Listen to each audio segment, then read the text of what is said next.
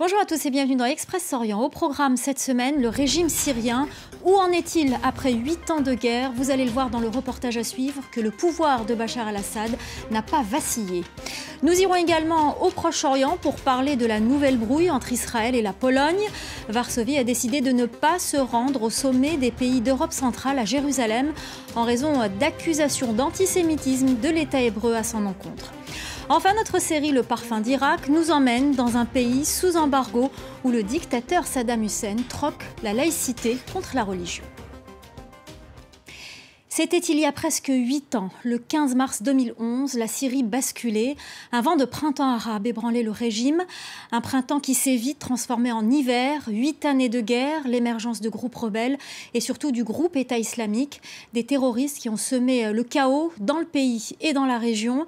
Qu'en est-il aujourd'hui de la Syrie? Qu'en est-il de cette soif de liberté? Vous allez le voir dans ce reportage de nos confrères de France 2 que si le pays a été détruit, le régime de Bachar al-Assad est lui encore bien debout. Reportage. Pas à pas, l'armée syrienne compte ses prises de guerre.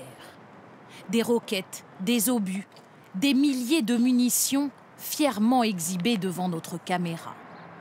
Un arsenal de guerre repris, nous dit-on, aux différents groupes armés, toujours actifs mais qui perdent du terrain. Un symbole surtout pour l'armée de sa reconquête du territoire. Une telle quantité, c'est exceptionnel. Il y a là environ 160 000 balles de différents calibres. Ces armes appartenaient-elles à des rebelles opposés à Bachar al-Assad ou à des djihadistes? Peu importe, pour le gouvernement, tous sont des terroristes. La saisie d'autant d'armes cachées dans des dépôts est évidemment une victoire pour nous et un coup très important porté à ces terroristes. Cela va paralyser leur capacité à perpétrer des attaques contre Damas ou ses alentours.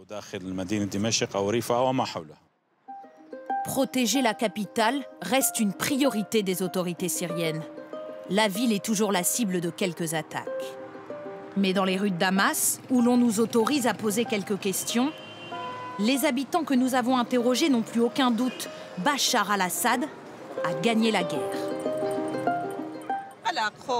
Pendant 8 ans, on a vécu dans la peur, la panique. Mais c'est fini, ça va mieux maintenant, même si on a tous beaucoup perdu pendant cette crise. Évidemment que nous avons gagné la guerre, il n'y a pas photo. Et tant que le président syrien est là, alors la Syrie va bien. 360 000 morts, 5 millions de réfugiés, autant de déplacés.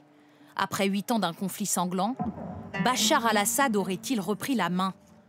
Pour Damas, il s'agit en tout cas de montrer l'image d'un pays sous contrôle. Une Syrie en voie de normalisation où les exilés de la guerre peuvent désormais faire leur retour. Ce poste frontière avec la Jordanie en est l'un des symboles chers aux autorités. Tenu pendant 5 ans par les rebelles, il a été repris par l'armée syrienne il y a quelques mois. À ce guichet, des familles syriennes attendent leur ticket retour. Elles avaient fui les combats pour se mettre à l'abri en Jordanie. Ça fait 4 ans que je rêve de ce jour. Quand j'ai su que le pouvoir avait libéré ma ville de Deraa, qu'il n'y avait plus de danger, j'ai tout de suite décidé de revenir. Et là, c'est bon, j'ai mon laissez-passer, on rentre à la maison. 1 million de réfugiés syriens en Jordanie. Depuis 3 mois, seules 12 000 familles comme celle-ci sont revenues. J'ai hâte de rentrer chez moi. La guerre est finie, tout va bien. Eux disent ne pas savoir si leur maison est encore debout. Malgré les appels du gouvernement à rentrer au pays, ils sont encore nombreux à ne pas avoir franchi le pas. Le pouvoir syrien veut faire de la réouverture de cette frontière le symbole de sa reprise en main du territoire, le signe d'un retour à la normale. Mais les autorités syriennes ne contrôlent en réalité que la moitié des 19 points de passage avec ses pays voisins. Et la reprise des échanges économiques tant espérée n'a pas vraiment commencé. Sortir de la guerre et de l'isolement diplomatique, rendre Bachar al-Assad de nouveau fréquentable. La stratégie affichée par les autorités commence à porter ses fruits. Les Émirats arabes unis viennent par exemple de rouvrir leur ambassade, fermée en 2012 comme celle de la France, pour protester à l'époque contre Bachar al-Assad. Au cœur de Damas, ce bout de territoire français est aujourd'hui laissé à l'abandon. L'entrée souillée de détritus et les voitures diplomatiques françaises aux pneus crevés n'ont pas bougé depuis maintenant 7 ans. Les deux pays peuvent-ils encore renouer des liens? nous avons posé la question au vice-ministre des Affaires étrangères syrien. Bienvenue. Il ne ferme pas la porte, mais pose ses conditions. Les États qui ont participé dans cette agression terroriste contre la Syrie ne sont pas appelés ni invités à participer dans ce processus. Y compris la France, donc. En premier lieu, la France. Elle devrait s'arrêter de s'interférer dans les affaires de la Syrie, respecter la souveraineté de la Syrie et arrêter son soutien au terrorisme. Et à ces conditions-là, la France pourrait revenir et réouvrir son ambassade ici et renouer des liens avec vous? Bien sûr, bien sûr.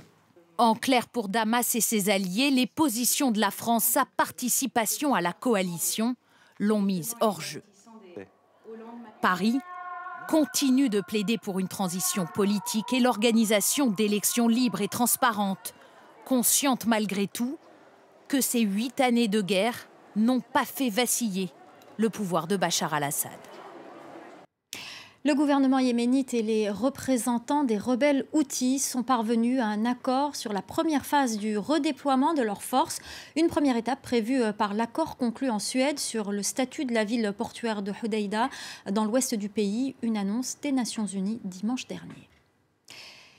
Et on en vient aux tensions entre l'État hébreu et la Pologne. Elles étaient déjà vives, elles sont montées d'un cran. Varsovie s'est retirée d'un sommet de pays d'Europe centrale prévu ce mardi à Jérusalem.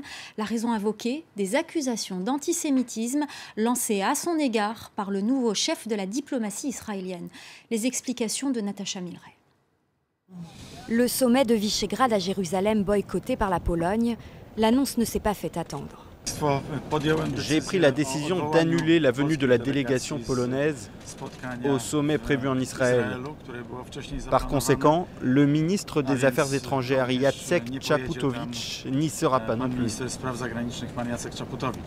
Motif de ce boycott, les déclarations du nouveau chef de la diplomatie israélienne, qualifiées d'inacceptables et racistes par la Pologne. Dimanche, sur une chaîne nationale, Israël Katz a déclaré que la Pologne avait collaboré avec les nazis durant la Seconde Guerre mondiale.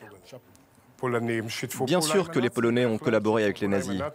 Comme le disait l'ancien Premier ministre Shamir, dont le père a été assassiné par des Polonais, ils ingurgitent l'antisémitisme avec le lait de leur mère.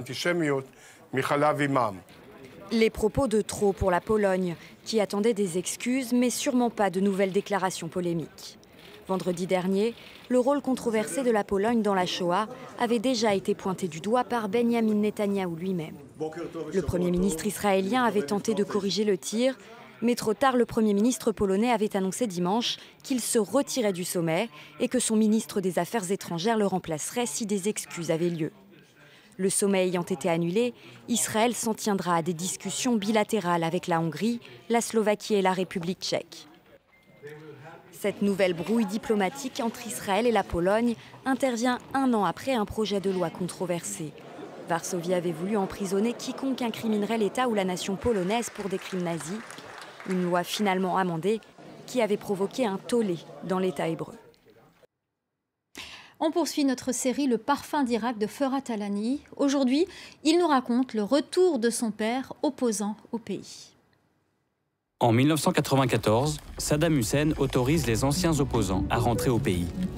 Une manière, en cette difficile période d'embargo, d'unifier la nation. Mon père peut enfin rentrer chez lui, en Irak.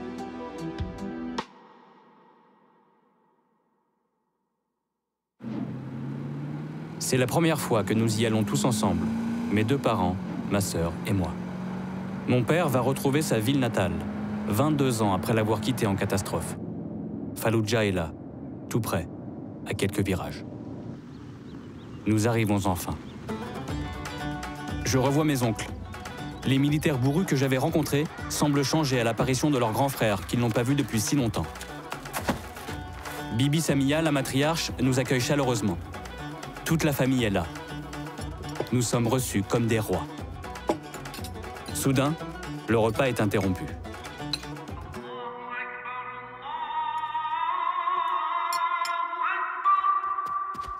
Quand il a quitté l'Irak en 1972, le gouvernement était laïque. Seul point sur lequel mon père, trotskiste, ne s'opposait pas au régime. Sa famille ne priait pas. Mais depuis l'invasion du Koweït par les troupes irakiennes, l'ONU a sanctionné le régime par un embargo inflexible. Les Irakiens ont alors connu la misère, ils ont perdu confiance en leurs dirigeants et se sont massivement tournés vers la religion.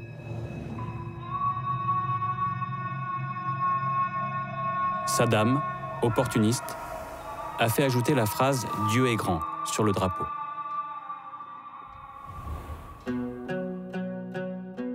Mon père, lui, n'a pas renié Trotsky.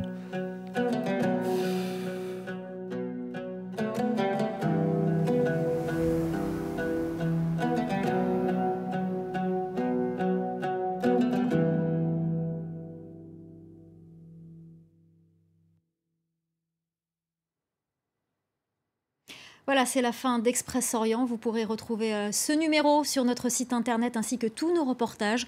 France24.com en français, en anglais et en arabe. Restez avec nous, l'info continue sur France 24.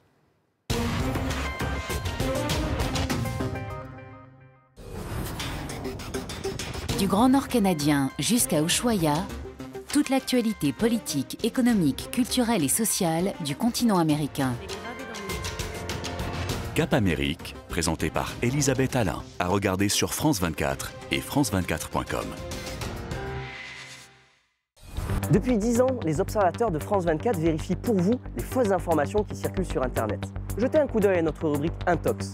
Vous y trouverez tous nos articles vérifiés et nos conseils pour ne pas vous faire piéger. Vous avez un doute sur une photo, une vidéo, vous pensez que c'est une intox? Eh bien, contactez notre rédaction par mail, Facebook ou même WhatsApp. Nos équipes vérifieront pour vous si c'est une info ou une intox. Soleil ou pas, les UV sont là. Regardez la météo et protégez vos yeux des UV avec les verres Zeiss UV Protect. Ces produits sont des dispositifs médicaux.